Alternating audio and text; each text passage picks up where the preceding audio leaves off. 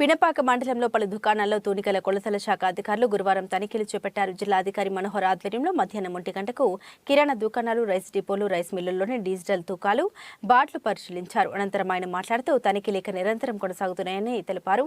తూకాల్లో తేడాలకు పాల్పడితే కఠిన చర్యలు తప్పవని హెచ్చరించారు.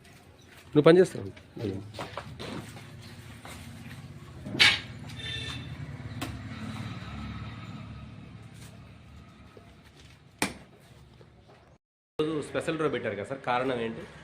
ఈ మండలంలో ఉన్న అన్ని కిరాణా షాపులు, చికెన్ షాపుల యొక్క వాళ్ళు ఉపయోగించే తునికలు, కొంత పరికరములు ఈరోజు క్యాంప్ పెట్టాము.